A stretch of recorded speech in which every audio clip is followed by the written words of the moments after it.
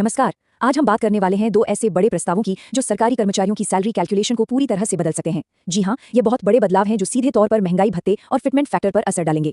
तो सवाल ये उठता है कि क्या मौजूदा सिस्टम आज की जरूरतों के हिसाब से सही है। लगता तो यही है कि बड़े बदलाव होने वाले हैं क्योंकि सिस्टम को आज के समय के हिसाब से अपडेट किया जा रहा है। चलिए सबसे पहले अपडेट को थोड़ा गहराई से समझते हैं। ये जुड़ा है महंगाई भत्ते यानी डीए की कैलकुलेशन से, जिसे अब मॉडर्न बनाया जा रहा है ताकि ये आज की महंगाई को सही सही दिखा सके। तो सबसे पहले ये जान लेते हैं कि आखिर ये डीए है क्या।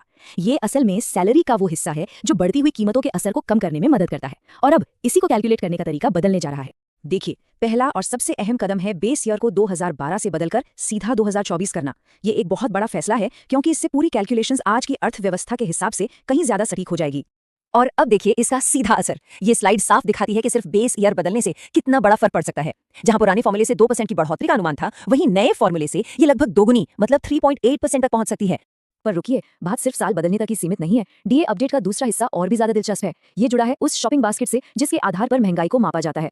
तो इस इंडेक्स को मॉडर्न बनाने के लिए कुछ पुरानी चीजें बास्केट से बाहर की जा रही हैं। सोचिए जरा, VCR, DVD player, audio cassette, ये सब चीजें अब हमारे आपके घरों के खर्चों का हिस्सा नहीं रही, और इनकी जगह बास्केट में वो चीजें आ रही हैं जो आज हमारी जिंदगी का एक जरूरी हिस्सा बन चुकी हैं, जैसे कि OTT platforms, internet data, CNG और यहाँ तक कि जिम के उपकरण भी। अच्छा, इस बास्केट में चीजों की गिनती भी बढ़ रही है। पहले इसमें 269 आइटम होते थे जो अब बढ़कर 308 हो जाएंगे। इससे ये इंडेक्स और भी ज्यादा कंप्लीट हो जाएगा। और सिर्फ सामान ही नहीं, सर्विसेज यानी सेवाओं की संख्या भी 40 से बढ़ाकर 50 की जा रही है ताकि हमारे खर्च करने के तौर तरीकों को और बेहतर तरीके से समझा जा सके। चलिए अब दूसरे बड़े अपडेट की तरफ बढ़ते हैं। ये अपडेट सैलरी की जरूरतें तय करने वाली फैमिली यूनिट की परिभाषा से जुड़ा है। देखते हैं इसमें क्या नया है। तो ये फैमिली यूनिट है क्या? आसान भाषा में ये एक स्टैंडर्ड है जिससे ये तय होता है कि एक परिवार की बेसिक जरूरतें क्या हैं, और इसी के आधार पर सैलरी का बेसिक स्ट्रक्चर तय होता है।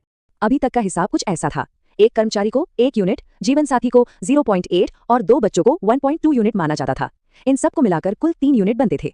और अब आता है वो बदलाव जिसका इंतजार कई सालों से हो रहा था। एक बहुत मजबूत प्रस्ताव है कि इस फैमिली यूनिट में आश्रित माता पिता को भी शामिल किया जाना चाहिए। और ये नंबर बहुत मायने रखता है। अगर 2 माता पिता हर एक 0.8 यूनिट को इसमें जोड़ा जाता है तो कुल यूनिट में सीधा सीधा 1.6 का इजाफा हो जाएगा। तो सबसे बड़ी बात यह है कि जो फैमिली यूनिट पहले 3 थी वो अब बढ़कर 4.6 हो सकती है। ये एक बहुत ही बड़ा और अहम बदलाव है। अब इसका सीधा कनेक्शन सैलरी से समझिए।